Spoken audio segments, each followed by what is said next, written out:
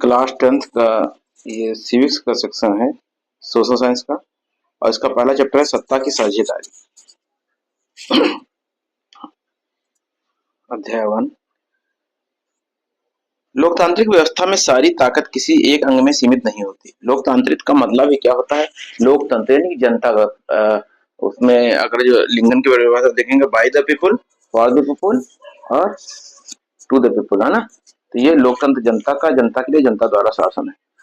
तो कोई एक नहीं होता। अगर एक के हाथ में हो जाएगी तो एक तंत्र हो जाएगा। लोकतंत्र नहीं हो रही, विधायिका, कार्यपालिका, न्यायपालिका के बीच में पूरी तरह से सत्ता को विकेंद्रीकृत कर देना लोकतंत्र के कामकाज को बहुत जरूरी होता है। पहले 3 अध्यायों पहले आपने देखा कि हम सत्ता के बंटवारों पर सोच विचार कर आगे बढ़ेंगे। फिर बेल्जियम और श्रीलंका की 2 कथाओं से शुरुआत करते हैं। ये 2 घटनाएं बताती हैं कि विभिन्न लोकतांत्रिक शासन पद्धतियों द्वारा सत्ता के बंटवारे की मांग को किस तरह निपटाते हैं। इन घटनाओं को समझने में कुछ मदद मिलेगी तो आखिर लोकतंत्र में सत्ता बंटवारे की जरूरत क्यों आती है। इससे हम सत्ता के बंटवारे के उन रूपों पर बातचीत करें सकेंगे जो वो चर्चा अगले 2 अध्यायों में की गई। क्या है? बेल्जियम और श्रीलंका के बारे में।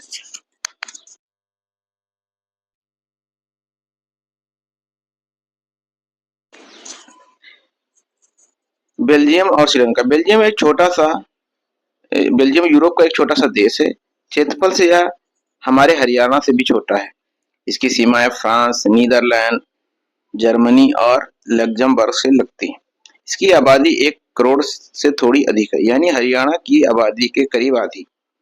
इस छोटे से देश की समाज की जाति बुनावट बहुत जटिल है। मतलब यहाँ पर जो लोग रह रहे हैं वो अलग अलग हैं।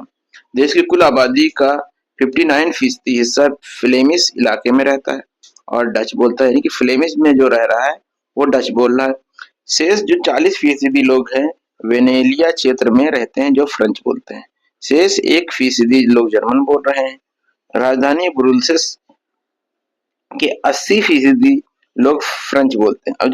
अब यहाँ पर देखिए ब्रुसेल्स में जो रह रहे हैं वो फ्रेंच बोल रहे हैं और 20% लोग डच बोल रहे हैं। राजधानी की बात है। अब अल्पसंख्यक फ्रेंच भाषी लोग तुलनात्मक रूप से ज्यादा समृद्ध और ताकतवर हैं। अल्पसंख्यक तो हैं, संख्या में अल्प हैं, लेकिन ये ज्यादा समृद्ध हैं और ताकतवर रहे हैं। बहुत बहुत बाद में जाकर आर्थिक विकास और शिक्षा का लाभ पाने वाले डच भाषी लोग इस स्थिति से नाराजगी थी।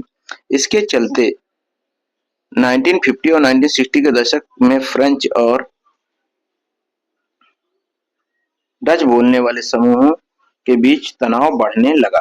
मतलब उनमें एक तरह से सोशल टेंशन होने लगी, उनमें एक दूसरे के लिए खींचातान की स्थिति आ गई। इन दोनों समुदायों के टकराव का सबसे तीखा रूप ब्रुसेल्स में देखा गया। यह एक विशेष तरह की समस्या थी।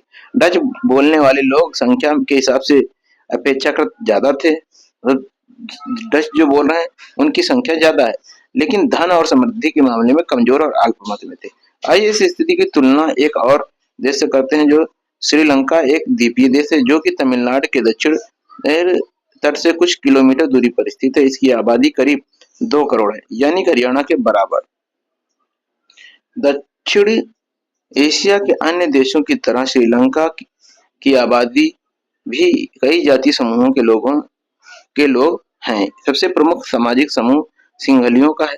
एक जाति है वहां सिंघली कही जा रही, और दूसरी क्या है जिनकी आबादी कुल आबादी की संख्या का कितना है? 74% है। 74% कौन है? सिंघली है। और फिर तमिलों की का नंबर आता है जिनकी आबादी कुल जनसंख्या का 18% है। तमिल में भी 2 समूह हैं। श्रीलंका के मूल तमिल जो कि 13% हैं, और कुछ जो हैं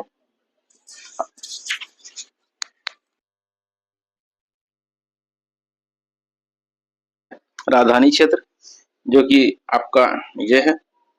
और यहाँ पर वेल्सन फ्रेंच भाषी लोग हैं। ये यहाँ इतना ये एरिया जो है फ्रेंच भाषी लोगों का है। और डेमिश या डच भाषी ये हैं, और जर्मन भाषी बहुत कम मात्रा में जो कि 1% थे। एथनिक जाति होता क्या है? एक ऐसा सामाजिक विभाजन जिसमें हर समूह अपनी अपनी संस्कृति को अलग अलग मानता है। मतलब कहीं भी हो तो जाति, हर एक जाति वाले अपने को दूसरे से भिन्न मानते हैं। यानी यह समझा जाता है कि संस्कृति के पर आधारित सामाजिक विभाजन है। किसी भी जातीय समूह के सभी सदस्य मानते हैं कि उनकी उत्पत्ति समान पूर्वजों से हुई है और इसी कारण उनके शारीरिक बनावट और संस्कृति एक जैसी है। जरूरी नहीं कि ये ऐसे समूह के सदस्य किसी धर्म को मानने वाले हों या उनकी राष्ट्रीयता एक ही हो। लेकिन देखिए तमिलों की राष्ट्रीयता क्या है? तमिल है तो यहाँ पे, लेकिन उनकी वो आपको मिलेंगे कहाँ? आपको श्रीलंका में भी मिल जाएंगे, है ना। देखिए श्रीलंकाई मूल के 13% है और हिंदुस्तानी तमिल जो कि औपनिवेशिक शासनकाल में बागानों के काम करने के लिए भारत से लाए गए, उनका क्या है? उन लोगों की संतानें हैं जो और बाकी हैं। मौजूदा श्रीलंका के नक्शे पर गौर करें तो पाएंगे कि तमिल मुख्य रूप से उत्तर और पूर्वी प्रांतों में आबाद है। अधिकतर सिंगली भाषा लोग बौद्ध हैं और तमिल भाषा भाषी लोग जो हैं, लोगों में कुछ हिंदू हैं और कुछ मुसलमान हैं। श्रीलंका की आबादी ईसाई लोगों का हिस्सा कितना है? 7% है और वे सिंगली और तमिल दोनों भाषाएं बोलते हैं। जो ईसाई हैं वो दोनों भाषाएं बोल रहे हैं। अब देखिए श्रीलंका में बहुसंख्यकवाद, अब देखिए यहाँ पर दिखाया गया है एक चित्र द्वारा कि जो है सिंघली लोगों का परसेंट कितना ज्यादा है, बाकी जो श्रीलंकाई तमिल है उनका परसेंट और जो है भारतवंशी तमिलों का यहाँ पे परसेंट मानचित्र में अलग अलग रंगों से दिखाया गया है। श्रीलंका में बहुसंख्यावाद ये कैसे, इसका क्या अर्थ है? 1948 में श्रीलंका स्वतंत्र होता है, यानी कि भारत के बाद। सिंघली समुदाय के नेताओं ने अपनी बहुसंख्या के बल पर शासन पर प्रभुत्व जमाना चाहा, क्योंकि संख्या में ज्यादा थे। इस वजह से वह लोकतांत्रिक रूप से निर्वाचित सरकार ने सिंघली समुदाय की प्रभुत्ता कायम करने के लिए अपनी बहुसंख्यक परस्ती के तहत कदम उठाए। 1856 में कानून बनाया कि जिसके तहत तमिल को दरकिनार कर सिंघली को वहां का एकमात्र राजभाषा घोषित कर दिया गया। विश्वविद्यालय और सरकारी नौकरियों में सिंघलियों को प्राथमिकता देने की नीति भी चली। नए संविधान में यह प्रावधान भी किया गया कि सरकार बौद्ध मत को संरक्षण और बढ़ावा देगी। ये भी कहा गया। एक एक करके इन सरकारी फैसलों ने श्रीलंकाई तमिलों की नाराजगी और शासन को लेकर बेगानापन बढ़ा दिया। मतलब वो खिन्न होने लगे, उनके सरकार के फैसलों से नाराज होने लगे। उन्हें लगा कि बौद्ध मतावलंबी सिंघलियों के नेतृत्व वाली सारी राजनीतिक पार्टियां उनकी भाषा और संस्कृति को लेकर असंवेदनशील हैं। उन्हें लगा कि संविधान और सरकारों की नीतियां आप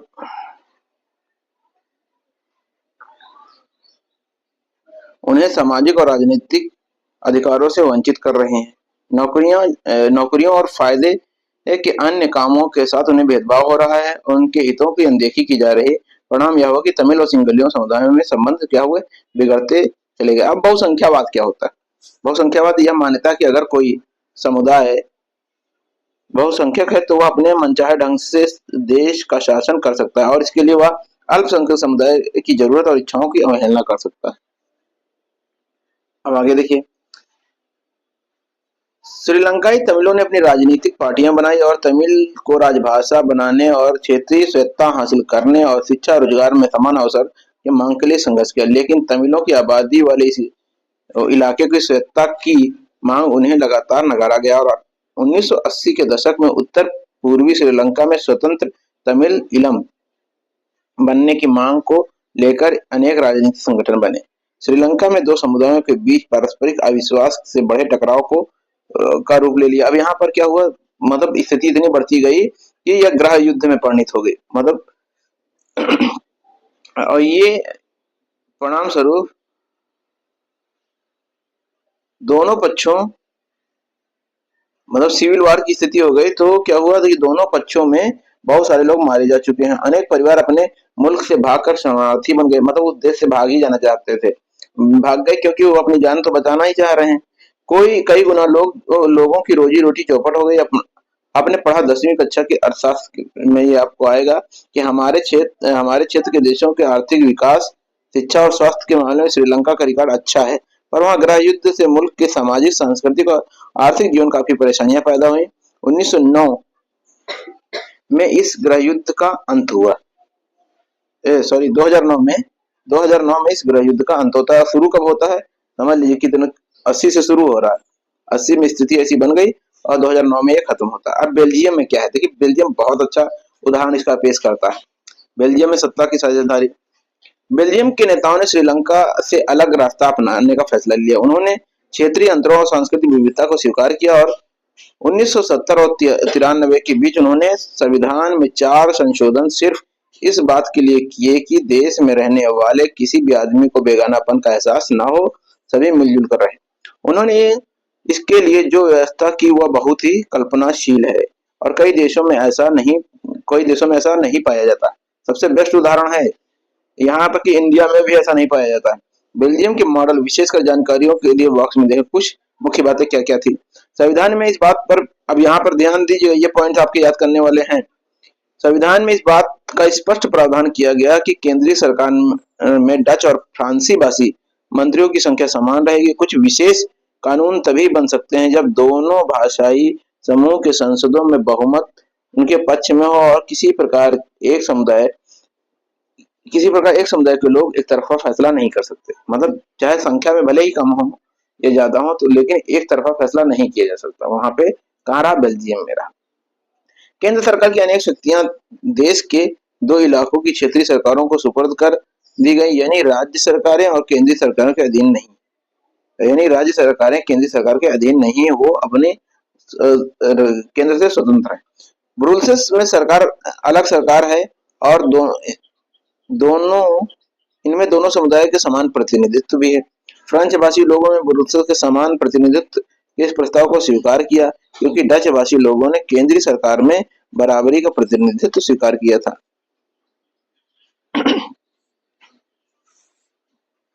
केंद्रीय और राज्य के अलावा यहाँ तीसरे स्तर की भी सरकार काम करती है, यानी सामुदायिक सरकार। इन सरकारों का चुनाव एक ही भाषा बोलने वाले लोग करते हैं, जैसे डच, फ्रेंच और जर्मन भाषा बोलने वाले समुदायों को चाहे वे जहां भी रहते हो, इस समुदाय की सरकार को चुनते हैं। इस सरकार को सांस्कृतिक, शिक्षा और भाषा जैसे मसलों पर फैसला लेने का अधिकार है। आपको बेल्जियम के मॉडल पर कुछ जटिल लग सकता है, निश्चित रूप से यह जटिल है खुद बेल्जियम में रहने वाले के लिए भी, पर यह व्यवस्था बेहद सफल रही। इस मुल्क में गृह युद्ध की आशंकाओं पर विराम लगा दिया। स्थिति तो बन नहीं थी, लेकिन यहाँ पर फैसले ऐसे लिए गए जिससे यहाँ पर सिविल वार होने ना के बराबर हो गया। वरना गृह युद्ध की स्थिति बेल्जियम में भाषा के आधार पर 2 टुकड़ों में बढ़ गया था। जब अनेक यूरोपीय देशों ने साथ मिलकर यूरोपीय संघ बनाने का फैसला किया तो ब्रुसेल्स को उसका मुख्यालय बनाया गया।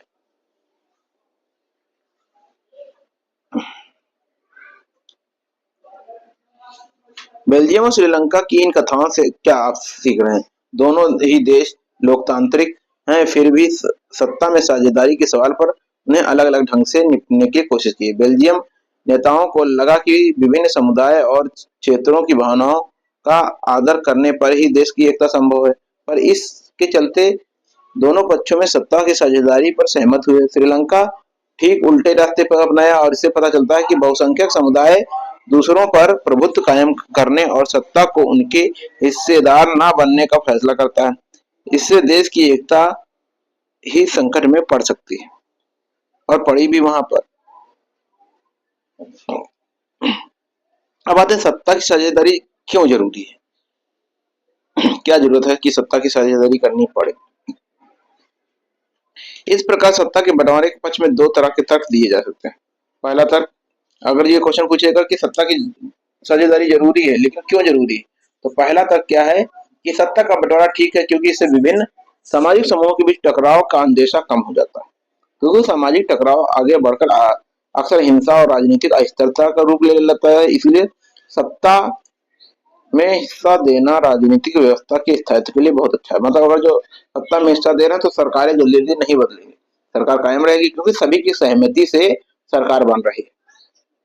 बहुसंख्यक समुदाय की इच्छा को बाकी सभी पर थोपना तात्कालिक तौर पर लाभकारी लग सकता है, पर आगे चलकर यह देश की अखंडता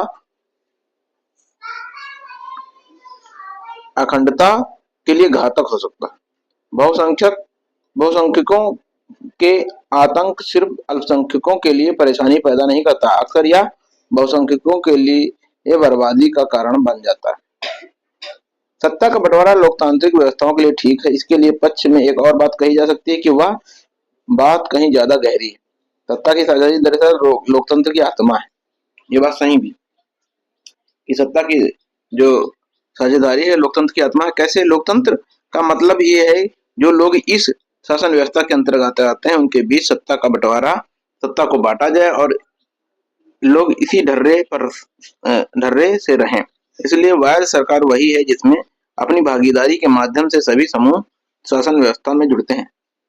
अब ये नहीं, आगे देखिए, यहाँ पर सत्ता का बंटवारा जैसे भारत में है, इसीलिए रिजर्वेशन का प्रावधान किया गया कि आगे आपको ऐसा मिलेगा कि यहाँ पर रिजर्वेशन का प्रावधान क्यों किया गया है कि जिससे कि जो लोग सत्ता में भागीदारी करना चूक गए हैं उन्हें मौका मिल सके।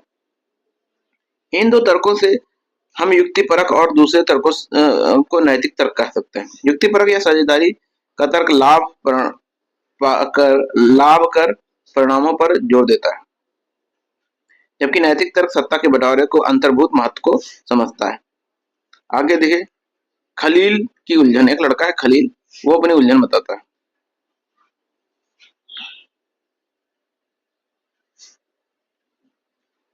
अब देखिए, जैसा कि इस बार यार की रात को विक्रम रात को खामोशी से अपनी मोटरसाइकिल पर जा रहा था और बेताल उसकी पीठ पर बैठा था। विक्रम बेताल की कहानी है। हमेशा हमेशा की तरह इस बार भी यह सोचकर कहीं विक्रम को नींद ना आ जाए, बेताल ने कहानी सुनाना शुरू किया। कहानी कुछ इस प्रकार थी। क्या थी? बेरू शहर में खलील नाम का एक आदमी रहता था। उसके माँ बाप अलग अलग समुदाय के थे। उसके पिता ऑर्थोडॉक्स ईसाई थे और माँ सुन्नी मुसलमान। आधुनिक शहर के इस के लिए कोई अनूठी बात नहीं थी। लेबनान में अलग अलग समुदाय के लोग रहते थे। राजधानी बेरूत में भी बस जाते थे। वे साथ साथ रहते, मेलजोल होता और पर गृह युद्ध में वे एक दूसरे से भी लड़ते थे। खलील का एक चाचा ऐसी ही लड़ाई में मारा गया, गृह युद्ध की लड़ाई में। गृह युद्ध की समाप्ति के बाद लेबनान के सारे नेता साथ मिलकर विभिन्न समुदायों के बीच में सत्ता के बंटवारे के कुछ बुनियादी नियमों पर सहमत हुए। इन नियमों के अनुसार तय हुआ कि देश में राष्ट्रपति में मेरोनाइट पंथ का कोई कैथोलिक ही होना चाहिए। सिर्फ सुन्नी मुसलमान ही प्रधानमंत्री हो सकता है। उप प्रधानमंत्री के ऑर्थोडॉक्स ईसाई और संसद अध्यक्ष का पद को कहाँ की कहानी है पता है ना? लेबनान की है। शिया मुसलमान के लिए तय हुआ। इस समझौते के अनुसार आगे के ईसाई फ्रांस से संरक्षण की मांग नहीं करेंगे और मुसलमान भी पड़ोसी सीरिया के साथ एकीकरण की मांग को छोड़ने पर सहमत हो गए। जब ईसाइयों और मुसलमानों के बीच इस तरह समझौता हुआ तो दोनों देशों की आबादी लगभग बराबर थी। बाद में मुसलमान स्पष्ट रूप से बहुमत में आ गए और दोनों पक्षों में अभी भी उस समझौते का आदर करते हुए उसे माना जा रहा है। खलील ने समझौते में गड़बड़ी लगती है। वह राजनीतिक महत्वाकांक्षा लोकप्रिय व्यक्ति है, लेकिन मौजूदा व्यवस्था के तहत वह सबसे बड़े पद पर पहुंच नहीं सकता। वह न तो माँ का धर्म को मानता है न ही पिता के। दरअसल में वह चाहता है कि उसे किसी भी धर्म से जोड़कर पहचाना जाए। न किसी भी धर्म से जोड़कर पहचाना जाए। उसे समझ नहीं आता कि लेबनान में अन्य सामान्य लोकतंत्रों की तरह क्यों नहीं चलता। उसका कहना है कि सिर्फ चुनाव कराइए, हर किसी को चुनाव लड़ने की आजादी दीजिए, जिसे सबसे ज्यादा वोट मिलेंगे वह राष्ट्रपति बन जाए, भले ही वह किसी समुदाय का हो। लेकिन जिन बड़े बुजुर्गों ने गृह युद्ध देखा उनका कहना है मौजूदा व्यवस्था शांति का सबसे अच्छी गारंटी देती। कहानी अभी खत्म नहीं हुई। वे टीवी टावर के पास पहुंचे और रुक जाते हैं। बेताल ने जल्दी से कहानी खत्म की और अपना सवाल विक्रम से पूछा, अगर आपको लेबनान का कानून फिर से लिखने का अधिकार हो तो आप क्या करते? क्या आप पुरानी व्यवस्था को चलने देते? आप कुछ नया करते? बेताल विक्रम और अपने बीच हुए समझौते को दोहराना नहीं बोलता। अगर आपके दिमाग में स्पष्ट जवाब है और आप फिर भी नहीं बताते तो आपकी मोटरसाइकिल जाम हो जाएगी और आप आगे बढ़ नहीं पाएंगे। ये उनके बीच में समझौता था। तो क्या आप बेचारे विक्रम बेताल के सवाल का जवाब देने में मदद करते? ये यहाँ है। अब आते हैं सत्ता की साझेदारी के रूप। राजनीतिक सत्ता का बंटवारा नहीं किया जा सकता, इसी धारणा के विरुद्ध सत्ता की साझेदारी का विचार आया। लंबे समय तक यही मान्यता चली आ रही थी कि सरकार की शक्तियां एक व्यक्ति या किसी खास स्थान पर रहने वाले व्यक्तियों के समूह के हाथ में होनी चाहिए। और ये देखा भी गया, क्या होता था, पहले राजा होता था, राजा सरकार चलाता था कि एक व्यक्ति के हाथ में शासन था, या फिर एक समुदाय चलाता था शासन, जो कुछ शक्ति संपन्न लोग होते थे वही शासन व्यवस्था चलाते थे। अगर फैसला लेने की शक्ति बिखर गई तो तुरंत फैसले लेना और उन्हें लागू करना संभव नहीं होगा। लेकिन लोकतंत्र का एक बुनियादी सिद्धांत है कि जनता ही सारे राजनीतिक शक्तियों का स्रोत है। इसमें लोग स्वशासन की संस्थाओं को माध्यम से अपना शासन चलाते हैं। एक अच्छे लोकतांत्रिक शासन में समाज के विभिन्न समूहों और विचारों की उचित सम्मान दिया जाता है और सार्वजनिक नीतियां तय करने में सबकी बातें शामिल होती हैं। इसीलिए लोकतांत्रिक शासन को अच्छा माना जाता है। अच्छा माना जाता है जिसमें ज्यादा से ज्यादा नागरिकों को राजनीतिक सत्ता में हिस्सेदार बनाया जा सकता है। आधुनिक लोकतांत्रिक व्यवस्था में सत्ता की साझेदारी के अनेक रूप हो सकते हैं और कुछ उदाहरण देख लेते हैं। क्या है? शासन की विभिन्न अंग जैसे विधायिका, कार्यपालिका, न्यायपालिका के बीच सत्ता का बंटवारा किया गया है। इसे हम सत्ताकार क्षेत्रीय वितरण कहेंगे, क्योंकि इसमें सरकार के विभिन्न अंग ही एक स्तर पर रहकर अपनी अपनी शक्तियों का उपयोग करते हैं। ऐसे बंटवारे को एक सुनिश्चित हो जाता है कि कोई भी अंग सत्ता का असीमित उपयोग नहीं कर सकता। मतलब न्यायपालिका न चाहे मनमाने ढंग से कर सकती है कार्य, न कार्यपालिका मनमाने ढंग से कार्य करेगी, ना ही विधायिका करेगी। मतलब ना ही संसद अपने कार्य को मनमाने ढंग से नेता कर सकते हैं, राजनीतिक पार्टियों के नेता जो चुने हुए हैं, ना ही न्यायपालिका जो जजेस हैं, और ना ही अधिकारी तंत्र अपने शक्तियों का मतलब बहुत अंधाधुंध प्रयोग नहीं कर सकता कि जो चाहे मनमानी करे, ऐसा नहीं कर सकता।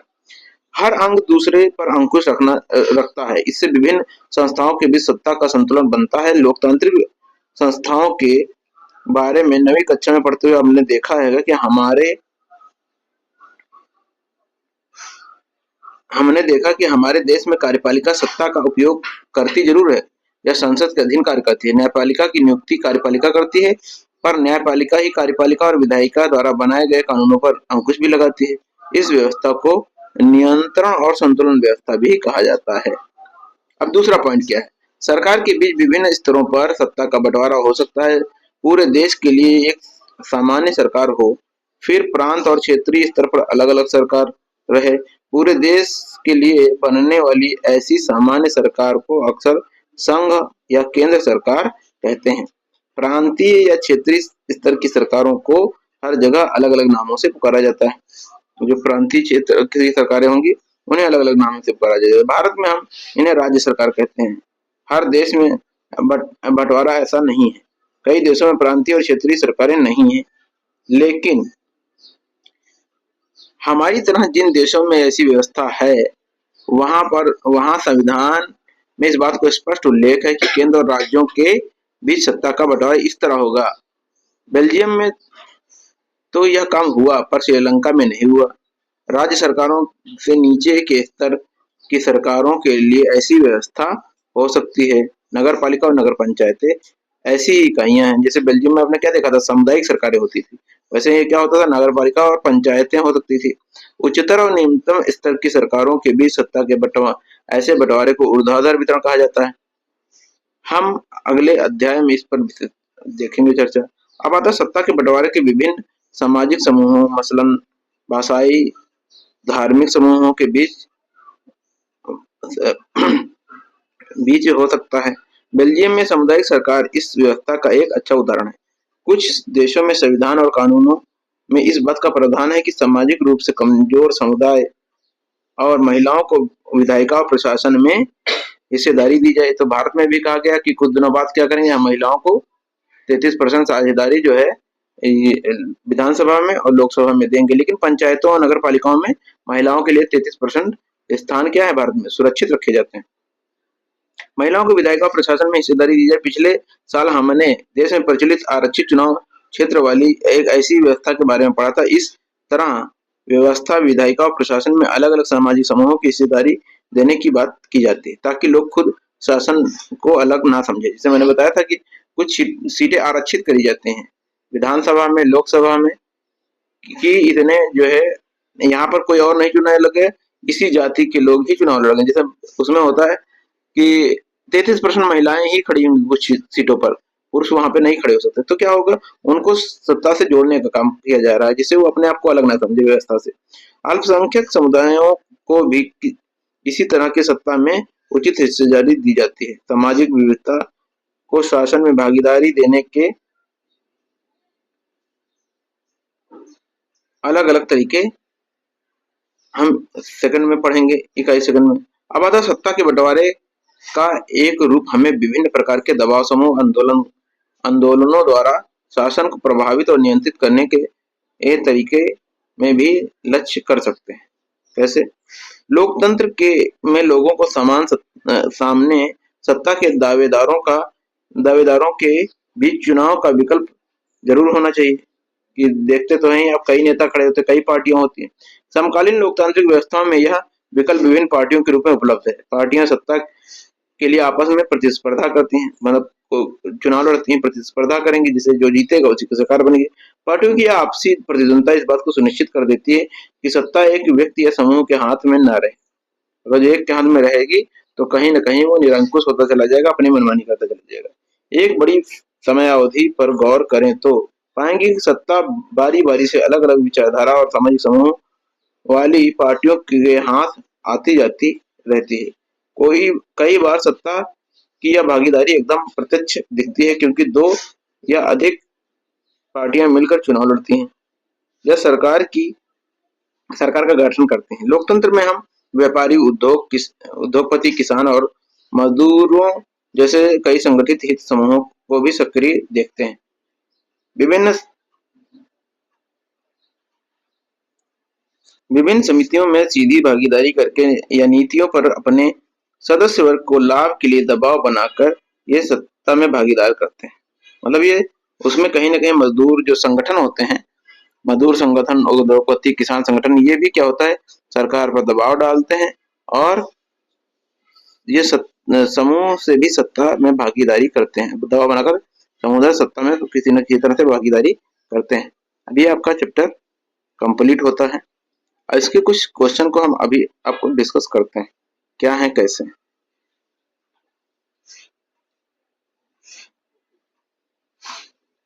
देखेंगे हम, ये चैप्टर कंप्लीट होता है।